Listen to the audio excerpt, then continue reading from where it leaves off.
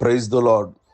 ప్రభువైన యేసుక్రీస్తు నామములో ఈ ఉదయకాలమందు మరొక్కసారి నూతన సంవత్సర శుభాకాంక్షలు తెలియజేస్తూ ఉన్నాను.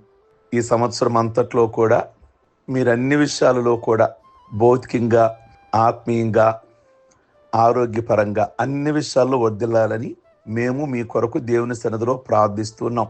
మీ కుటుంబాలలో ఏ మేలైతే జరగాల్సి ఉందో ఆ మేలు కొరకు మేము ప్రత్యేకంగా దేవుని సన్నిధిలో ఆయన పాదాలు పట్టుకొని ప్రార్థిస్తున్నాం. మీకు మేలు కలుగులాగున ప్రభు మిమ్మల్ని మంచి సాక్షులుగా నిలబెట్టుకోవాలని, అలాగే మీరు కూడా ఈ సంవత్సరం అంతట్లో అన్ని విషయాల్లో మందిరానికి వచ్చే క్రమ విషయంలో కానీ, ప్రార్థన చేసే విషయంలో కానీ, విధేయత విషయంలో కానీ ఎక్కడ సాతాను మిమ్మల్ని వాడుకోకుండా దేవుని ఆత్మచేత నడిపించబడాలని మీరు కూడా ఎక్కువగా దేవుని సన్నిధిలో ప్రార్థించమని మీ కొరకు మేము ప్రార్థిస్తున్నాం. అలాగే మా కొరకు మీరు ప్రార్థించమని మనవి చేస్తూ ఉన్నాను. ఈ ఉదయకాలమందు యోబు గ్రంథము 1వ అధ్యాయము 10వ వచనములో సాతానుడు యోబు విషయమే మాట్లాడడానికి పరలోకమున్న దేవుని దగ్గరికి వెళ్ళాడు. యోబు గ్రంథము 1వ అధ్యాయం 10వ వచనంలో అక్కడ ఆ మాటలు రాయబడ్డాయి. సాతానుడు యోబు గురించి దేవునికి కంప్లైంట్ చేస్తున్నాడు, ఫిర్యాదు చేస్తున్నాడు. ఏమిటి ఆ ఫిర్యాదు? యోబు ఇలా భక్తి చేయడానికి గల కారణం ఏంటో తెలుసా ప్రభువా?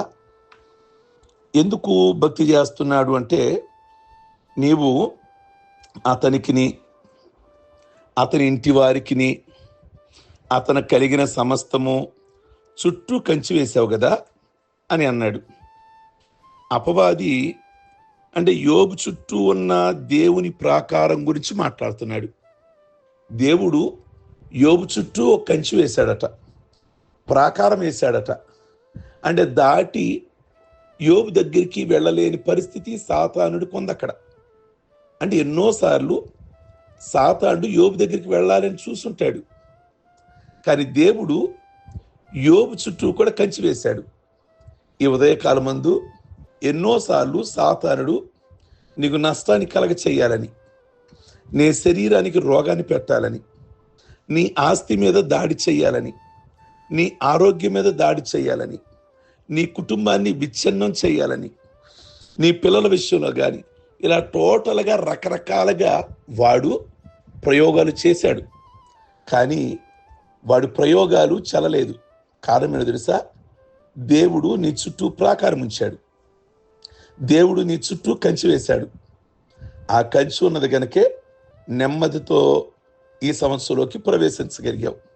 ప్రియ దేవుని బిడ్డలారా, సాతానుడు అడుగుతాడు కదా, ఏమని అడుగుతాడు అంటే వీడికి సాతానుడికి ఒక్కసారి యోబు కలిగిన కంచె, అదే ప్రాకారం తెస్తే బాగుండేమో, యోబు మీద దాడి చేయొచ్చు, ఆ కుటుంబం మీద దాడి చేయొచ్చు అని అనుకుంటున్నాడు. ఈరోజు మనము దేవుణ్ణి అడగాల్సింది ఏంటో తెలుసా? ప్రభువా, నా చుట్టూ నీ ప్రాకారాన్ని ఉంచండి, మీ కంచె మా చుట్టూ ఉంచండి, ఏ అపవాదికి, ఏ సాతానికి మా ఫ్యామిలీ మీద దాడి చేయనియొద్దయ్యా అని దేవుని సన్నిధిలో ప్రార్థించాలి. ఎంతగా మనసు పెట్టాడో ఇక్కడ మీరు గమనించాలి. ఎక్కడెక్కడ కంచి వేశాడట? యోబుకు ఒక కంచెట, అతని ఇంటి వారందరికీ 2వ కంచెట, అతను కలిగిన సమస్తమునకు 3వ కంచె. అతను కలిగిన సమస్తమునకు అంటే ఆయన ఆస్తుపాస్తులకి, గొర్రె మేకలకు, గృహానికి, పొలాలకు, మొత్తానికి దేవుడు కంచి వేసి పదిలిపరిచాడు. ఇది యోబు ప్రార్థన కంచె. ఈ కంచె ఉన్నంత వరకు సాతాను యోబును ఏమీ చేయలేడు. ఇది ఎత్తివేయి, అప్పుడు నా ప్రతాపం చూపిస్తాను అన్నట్లుగా ఉంది వాడి ధోరణి. యోబుకు దేవుడు ఎంతటి భద్రత కలిగించాడో ఈ వాక్యం ద్వారా మనకు అర్థమవుతుంది. దేవుని కంచె లేకపోతే సాతాను యోబును మట్టి కర్పించేవాడే. కంచె వల్ల కొంత భయం ఏర్పడింది. యోబు చుట్టూరా ఉన్నట్లే మన చుట్టూ కూడా దేవుడు కంచి వేశాడు. మనం ఒంటరి వాళ్ళం కాము. దేవుని భద్రత కలిగిన వారం. దేవునికి స్తోత్రం. ప్రియ దేవుని బిడ్డలారా, కనుక నువ్వు ప్రార్థన చెయ్యాలి, మీరు ప్రార్థన చేయాలి. ఆ ప్రార్థనే మీకు కంచిగా ఉంటుంది. ఈ సంవత్సరం ప్రార్థించండి.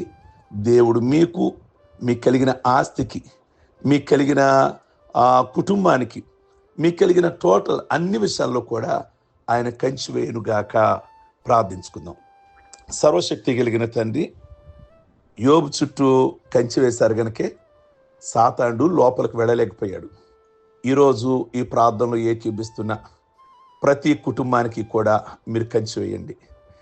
ఏ సాతానుడు ప్రభువా, ఏ దుష్టుడు కూడా, ఏ అపవాది కూడా, ఏ శత్రువు కూడా ఏ కుటుంబాన్ని తాకనియొద్దు, ఏ కుటుంబాన్ని ముట్టనియొద్దు. వారిని తాకినట్లయితే నా కంటి పాపను తాకినట్లే అన్నారు.